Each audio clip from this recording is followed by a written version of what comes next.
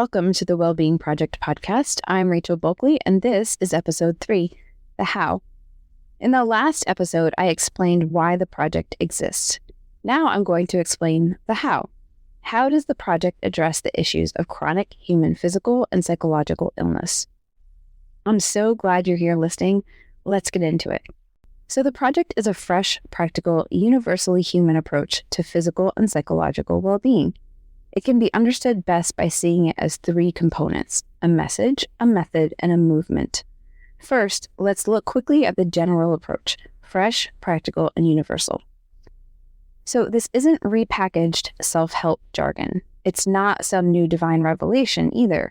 It's just a fresh way of articulating the simple messages taught by history's most revered teachers. When it comes to practical, metaphors are wonderful for learning, inspiring messages are good for motivation, but if you don't have a clear, practical set of steps to follow on a daily basis, transformation is impossible. So the project aims to make things that tend to feel ambiguous, like mental health needs, crystal clear. And now, universally human. One of the simplest ways to gain insight on ourselves is to remember that we are a species with far more in common than any differences. In modern life, we're endlessly differentiating ourselves from one another, defining smaller and smaller tribes and cliques. But that confuses our reality and obscures our identity. When we remember what we have in common, we understand our individual lives better. Now, let's look at the 3 aspects of the project: message, method, and movement. The project is a framework, language, and imagery for understanding how humans thrive. The message is laid out in the 7 concepts. You've probably heard me say it before, but if we don't understand what it means to flourish, our definition becomes not chronically ill. When we look around, our definition of healthy doesn't really reflect a thriving population. The message, the 7 concepts, are a fresh approach. Again, not necessarily new information, but a fresh articulation. The intention is to make what's ambiguous or seemingly esoteric practical and actionable. It helps us as individuals to ground ourselves in a larger context, in this case, as part of a species who share most of our needs and traits in common, compared to what's different. The 7 concepts explain human needs that are both visible and invisible, physical and psychological. I emphasize language and imagery because that's what establishes conversation, how we communicate with others about our needs and experiences in ways that make sense to all. Okay, let's talk about the method. While the message is needed information, information isn't transformation. So in order to apply the information to our lives, we need a method. Change depends on the daily choices and the habits that we create. So the method is 2 things. It's tending, which is practical application in our daily lives, and support, regular connection and conversation with others who care and understand. And this is provided by the weekly small group conversation, and we'll talk more about that in the next section. Let's get back to tending. So tending is an approach to life that's in contrast to a problem-solving approach.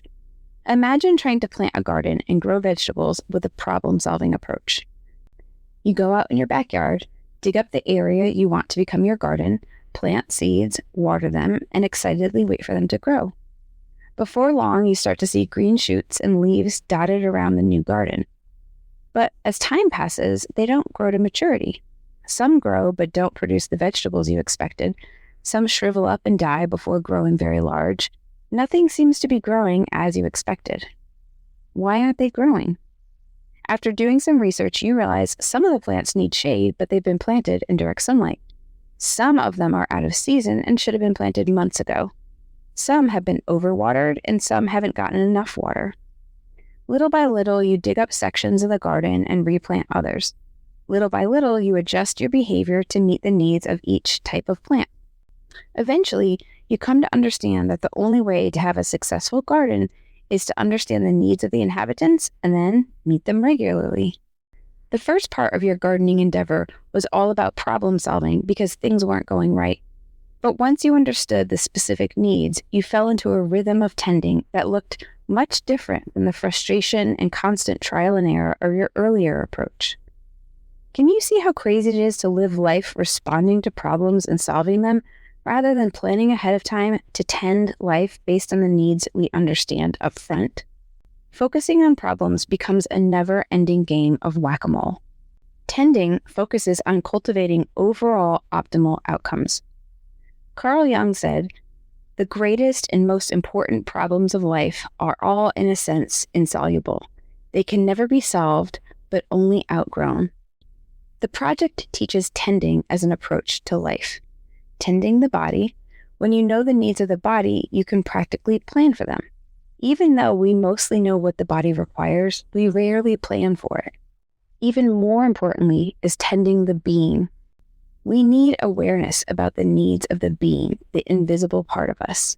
We could just as easily call it our psychological needs. I prefer to refer to the needs of the being because it emphasizes our identity, a being, versus objectifying an area as if it's a category, our psychological needs. Okay, so that's a bit about the method, and now let's talk about the movement. So we need a practical method to apply the valuable information we learn. But to actually follow through, we need more than that. We need real motivation, and that's where the movement comes in. We need the understanding that the 7 concepts or the message brings, and we need the practical guidance that the method teaches. But in order to personally benefit, we need the motivation that comes from being understood and supported by others. The movement isn't about building a big organization or having a trendy lifestyle. It's about creating an organic network of peer support. The weekly conversation uses 10 prompts that allows any group of individuals from any background to come together on any platform and have a way to share their experiences. Mentoring is a one-on-one style of support that uses the concepts as context. Both options are affordable. The weekly conversation is $10 to participate in, and mentoring will be specific to the mentor. So those are the 3 areas: message, method, and movement. Let's talk about how somebody gets involved or how do they participate. You're doing it right now. Right now, you're listening to the podcast, and that is the easiest place to begin. The main elements and ideas are available here, definitely enough to know if taking the courses is what you want to do next. So there's no secret proprietary content that I need to convince you you're missing out on. The point of the courses is to deliver this information in a way that's personal as opposed to just reading a book. You're moving through the concepts with reflection. You'll know after listening to the podcast if that's what you want. The next step would be to take the courses. So the 3 courses help you get a deeper understanding of the material. The first course is the 7 concepts. The 7 concepts course teaches the ideas and language that applies to all human flourishing. The second course, Your Big Story, helps you understand your own life in the context of human development. The third course, Tending, teaches how to take universal concepts and apply them to your particular situation. You can think of it as the macros of flourishing turned into the very specific entrees that you enjoy. The Tending course also explains how the conversation works, how to schedule, prepare, and participate. Once you've completed the courses, you are able to join a weekly conversation where you can be heard and supported. You can also schedule mentoring. With me, this can be done anytime. You don't need to have completed the courses. Sometimes you just need a personal conversation to help figure out your next steps. Well, that's it for this episode. I hope it was helpful for understanding the project better.